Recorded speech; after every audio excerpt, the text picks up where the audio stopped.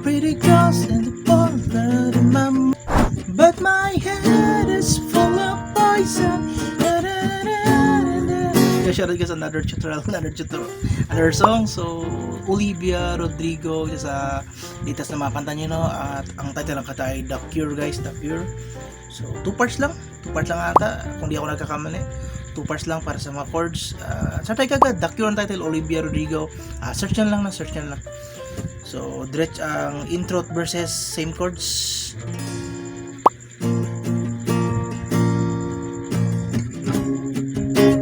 So B flat minor, yan ang B minor, first fret, and B minor, first fret, and then second chord ay C sharp.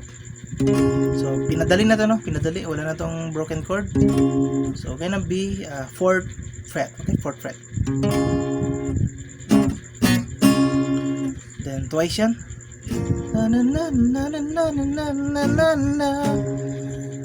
and then F sharp, the years this time. So C sharp ulit, and twice this time. And then ang strum naman guys ay medyo mahirap, no? So down, then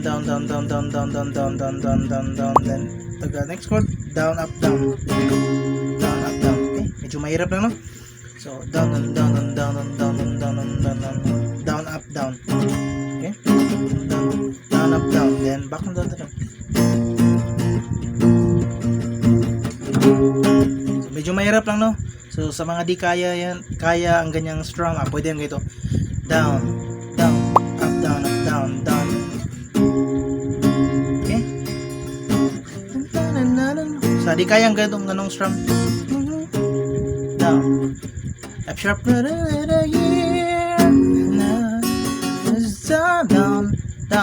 up, down, down.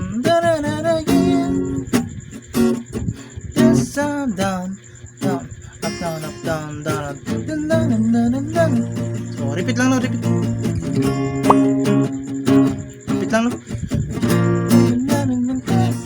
So repeat lang.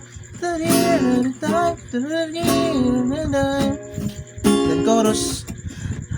Chorus naman tayo. But my head. Pakita ko ng mga chords. Yung intro at verse, kasi sa intro, ang intro kasi ay B flat minor, C sharp lang yung ito lang dalawang chord. Yung verse, ito nga. And then chorus,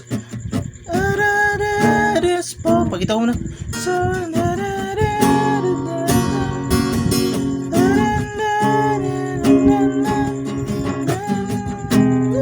So first chord ay E flat minor. So 6 fret yan, no? 5, 6, 5, 6. Okay.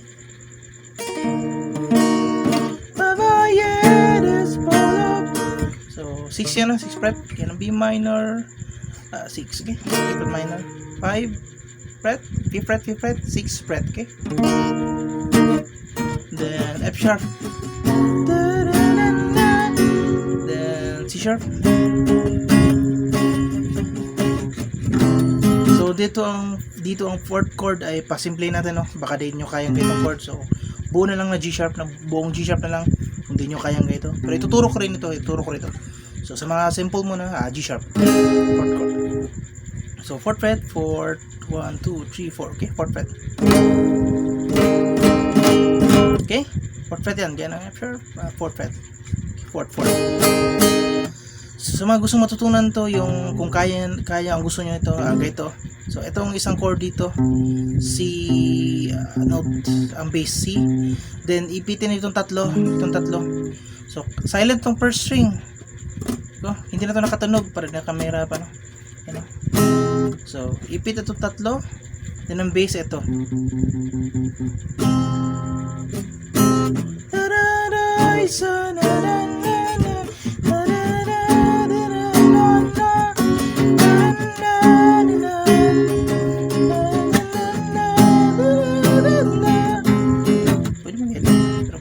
Sanay kasi ako ganitong gamit ulit. Kung di kaya ito, magbuong G sharp pa. So play natin ang buong chorus.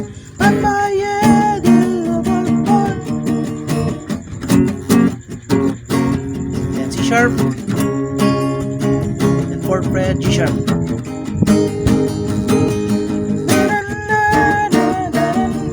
Okay? So simple, down, down, up, down, up, down, down, up, down, up, down, down, up, down, and then repeat. So ulitin na lang verse. And then yung part pala na parang bridge yun. I'm a rebel, unraveled, yung I'm unraveled. Yun ang lyrics, check na lang. I'm unraveled. So, chord doon ay G sharp at C sharp. So, ulit-ulit, 3 times ata sa bridge. Di ko alam kung bridge, but yung part na yun. Rebel,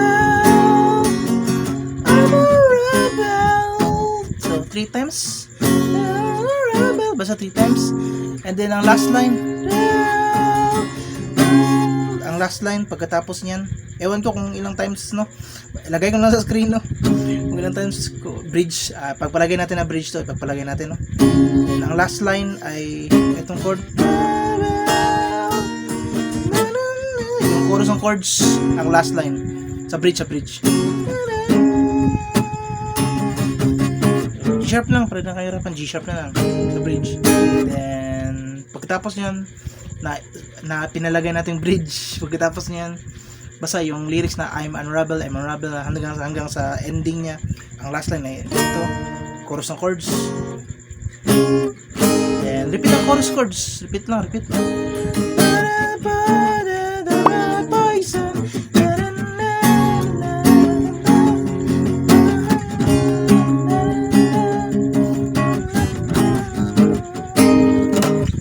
So, yan at guys, no, siguro medyo maguguluhan lang kayo doon lang sa part na bridge, no, yung I'm unraveled, etc.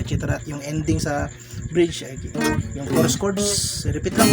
And then repeat ang chords hanggang matapos ang kada. So, yan na lahat, no. Nakasunod-sunod naman, siguro i-timing nyo na lang para di kayo maguluhan masyado. Sa tingin ko masusundan nyo naman kasi nakalista naman pati ang bridge. I-note nyo lang, pati ang bridge, no, kung ilang times yan. Basta ang lyrics, I'm unraveled, pagkatapos ng second chorus. So, hindi naman tutorial. See you sa next na uploads. Bye bye.